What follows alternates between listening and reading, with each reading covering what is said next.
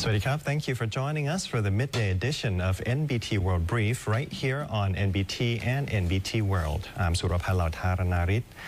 A silk collector from Kalasin province is organizing an exhibition titled Fabric of Mother, the Exquisite PRAEWA Queen of Silk, paying tribute to the mother of the land, featuring silk gifted by Her Majesty the late Queen Sirikit to local villagers in Kalasin for weaving ceremonial garments, along with rare 50 to 100-year-old antique textiles displayed in KHON province. The exhibition features over 1,000 rare and antique silk fabrics. Highlights include PRAEWA silk from Kalasin, known as the Queen of Silk. PRAEWA silk with 10 pattern designs from the Pupan era, created through the genius of Her Majesty the late Queen Sirikit. Surin embroidered silk, kit silk from Chayapum, gold threaded silk from Roy-Et and Mahasarakham, Ubon traditional sarongs, and rural matmi silk from Khon. The exhibition also displays silk from other countries, including Indian brocade, Pratabong silk from Cambodia, Luntaya Achik silk from Myanmar, and French silk, as well as antique silks aged 50 to 100 years. Chanawut Utto, a silk collector from Kalasin, recalled that during a royal visit by their late Majesties King Bhumibol Adulyadej and Queen Sirikit, the Queen admired a traditional red PRAEWA silk worn by a Puthai woman and asked whether the silk could be woven for her. This inspired the revival of PRAEWA Kalasin silk, now a provincial identity. The exhibition is open free of charge at the Winter Conference Room, Glacier Hotel, KHON Province, from today until November 20th, from 9 a.m. to 9 p.m. Silk for sale is also available for collectors. ASEAN observers in Thailand visited Pa Luang, the operational base in Srisaket province, to assess the situation involving newly discovered PMN2 landmines on Thai soil. The Suranari Task Force 2nd Army Region led a 3-country ASEAN Observer Team, or AOT, including Brigadier General Samso Rizal Musa, Malaysian military attaché and head of the AOT in Thailand, along with representatives from Brunei and the Philippines, to observe the demining operation at Pa Luang Base in Gantaralak District, Srisaket Province. The PMN2 mines were found during routine patrols, deliberately positioned to cause casualties. One soldier stepped on it, but it did not fully detonate, so he was unharmed. Officials say the mines were planted in a cluster spaced only 70 centimeters apart. Deputy Commander of the 12th Infantry Battalion, Major Padungdet Pokachang, reported that 4 new mines were found, 3 clustered closely and 1 50 meters away. It is unclear whether they were planted after the Thailand-Cambodia joint declaration. The AOT expressed interest in the pattern and intent behind the placement, which Major Padungdet noted as indicating an intentional attack rather than a defensive placement, violating the peace declaration.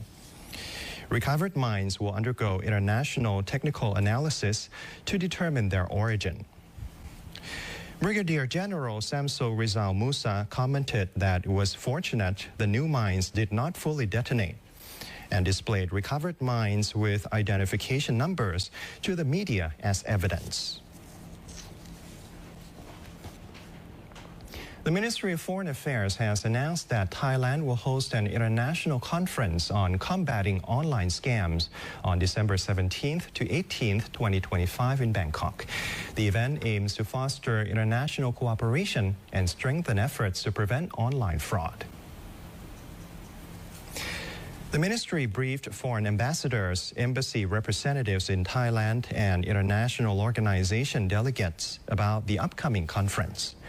The briefing was delivered by Wichawat Isarapakdi, Vice Minister of Foreign Affairs, and Director General of the Department of International Organizations, Pinsuda Chainam.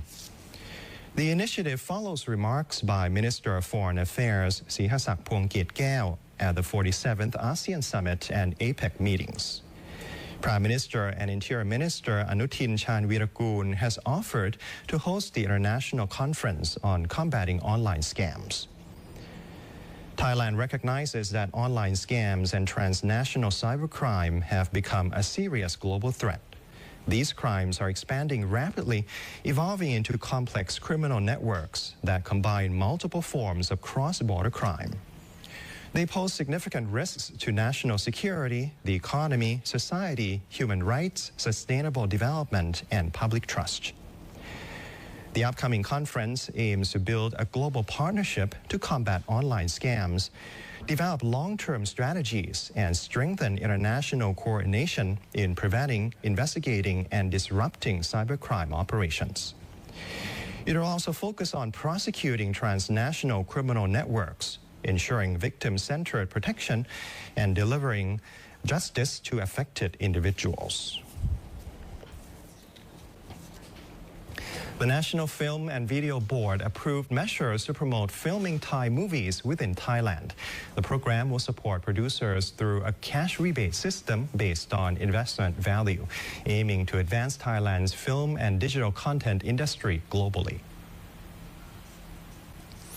Minister attached to the Prime Minister's office, Supamat Isarapakdi, chaired a meeting of the National Film and Video Board.